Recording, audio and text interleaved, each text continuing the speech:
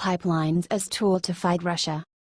President Donald Trump misstated key details about an oil pipeline he approved to present the project as part of a strategy to undercut Russia. Dakota Access takes it to the Pacific, Trump told reporters on Air Force One on Wednesday night, according to excerpts released by the White House of what was originally an off-the-record conversation. Who do they compete with? Russia. It was not immediately clear what Trump meant, but the Dakota Access Pipeline does not go anywhere near the Pacific coast. It starts in the Bakken oil field in North Dakota and runs east to Patoka, Illinois, where it links up with an existing pipeline network. The White House did not respond to a request for comment. Trump also touted the Keystone XL pipeline, saying he revived it on day one. That's not quite right, either. Trump signed memos expediting Dublin KXL 4 days after being sworn in, and it was 2 more months before the State Department formally approved Keystone's permit. TransCanada is awaiting approval from state regulators in Nebraska before it can begin construction on the project. But that goes to the Gulf, right? Competes with Russia, Trump said of the KXL pipeline. Trump also said Keystone XL and DOPLA would create a combined 48,000 jobs without addressing the temporary nature of most of that work. DOPLA operator Energy Transfer Partners said up to 12,000 jobs would be supported while the pipeline was under construction, but that work has already been completed. Just 40 permanent jobs are expected to remain, according to estimates from the Brookings Institution. The State Department estimated Keystone XL would support around 42,000 direct and indirect jobs during its assumed 2 years of construction and a total of 50 permanent jobs after that. The president also stressed his support for increased oil and gas drilling, although there, too, he overstated the case. We've got underneath us more oil than anybody, and nobody knew it until 5 years ago, Trump said, inflating the relative size of U.S. reserves and reducing the amount of time companies have been able to access it.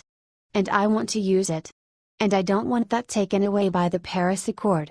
In 2016, the IA ranked the U.S. 11th in proven crude oil reserves, behind Venezuela, Saudi Arabia, Canada and others. The hydraulic fracking and horizontal drilling technology that helped U.S. oil companies unlock massive new stores of oil and gas from shale formations has been widely used for at least a decade, helping spark a huge uptick in oil production since 2009.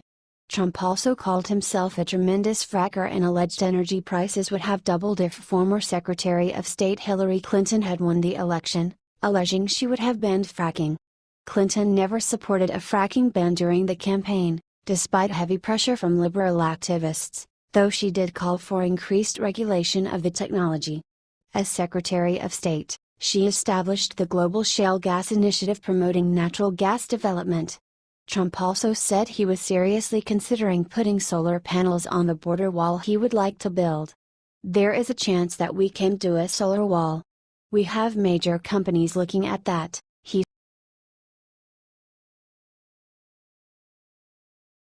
Trump's outside attorney to apologize to men he sent profane emails. President Donald Trump's outside attorney Mark Gosowitz will apologize to a man he told in a profanity-laced email to watch his back, a spokesman said Thursday.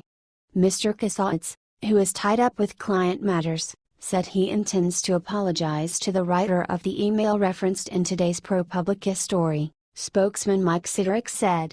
While no excuse, the email came at the end of a very long day that at 10 p.m. was not yet over.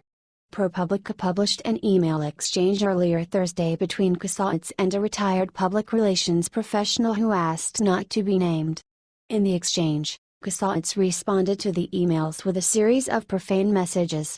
The person sending that email is entitled to his opinion and I should not have responded in that inappropriate manner, Gosowitz said in a statement provided by Sidorick on Thursday. I intend to send him an email stating just that. This is one of those times where one wishes he could reverse the clock, but of course I can't. According to the emails, which ProPublica said it had confirmed were authentic, the man had encouraged Gosowitz to resign as Trump's counsel after watching an MSNBC segment referencing ProPublica's earlier report that Gosowitz wasn't seeking a security clearance, and may have trouble getting one due to what 24 sources described to ProPublica as an on-and-off struggle with alcoholism. Sidoric denied the alcoholism allegation, despite his role representing the president in Russia investigations, which involves classified material. F.U. Gassaets initially replied. "And you don't know me, but I will know you. How dare you send me an email like that? I'm on you now," he wrote in another email. "You're F-ing with me now. Let's see who you are. Watch your back, B.H." The man thanked Gassaets for his kind reply and said he may be in touch as appropriate. Gassaets replied in part by calling the man a piece of shit and insisting, "I already know where you live," while pressing the man to call him. "You might as well call me. You will see me," Gassaets said. "I promise. Bro." The man told ProPublica he forwarded the email chain to the FBI to provide a written record in case Gassaets made good on his threat.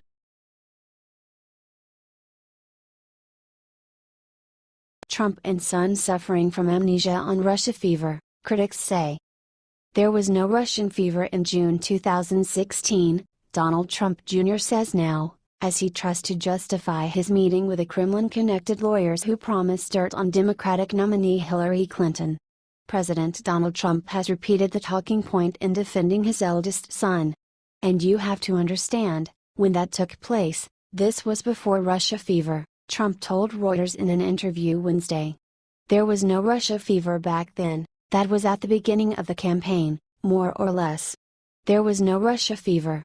Just the day before Trump Jr. received the email promising dirt, however, Clinton had devoted significant time in a major foreign policy speech to slamming Trump's warmth toward the Russian regime.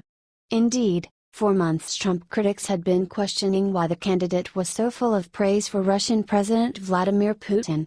And he said if he were grading Vladimir Putin as a leader, he'd give him an A. Now, "I'll leave it to the psychiatrists to explain his affection for tyrants," Clinton said in the June 2 speech. "I just wonder how anyone could be so wrong about who America's real friends are. Because it matters. If you don't know exactly who you're dealing with, men like Putin will eat your lunch." And for months, questions had already been swirling around Trump's campaign chairman at the time, Paul Manafort, who had significant ties to pro-Russian politicians in Ukraine. As early as February 2016, Trump had noted in a speech that Putin called me a genius, a compliment he would repeat again and again throughout the campaign. While it wasn't revealed until mid-June by the Democratic National Committee that Russia was behind the hack of its servers, the idea that Russia was off the radar when Trump Jr. took the meeting struck many as strange, especially Trump's critics.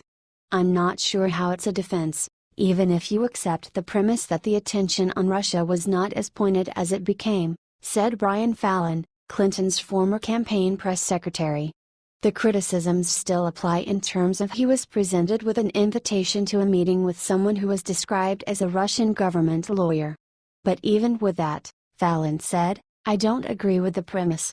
There was already a lot of skepticism about Donald Trump's repeated expressions of favorable sentiments toward Putin and Russia.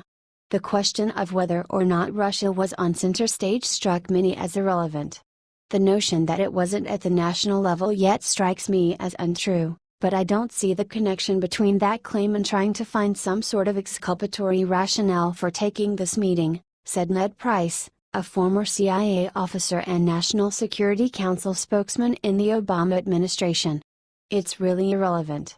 Regardless of the media environment," Price said, "to take a meeting with a self-professed agent of the Russian government remains potentially a crime."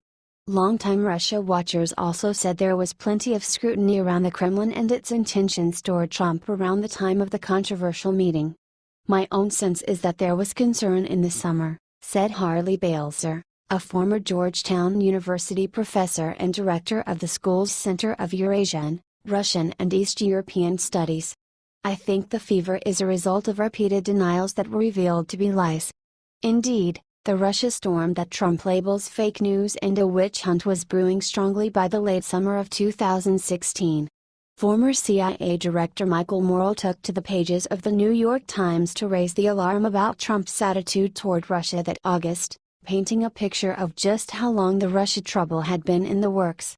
President Vladimir V. Putin of Russia was a career intelligence officer, trained to identify vulnerabilities in an individual and to exploit them. That is exactly what he did early in the primaries. Mr. Putin played upon Mr. Trump's vulnerabilities by complimenting him. He responded just as Mr. Putin had calculated, Morrell wrote. Of course, the issue has only taken on more prominence in recent months as the intelligence community concluded Russia waged an influence campaign to help elect Trump, and a special prosecutor investigates whether the Trump campaign colluded in the effort. The White House did not respond to a request for comment.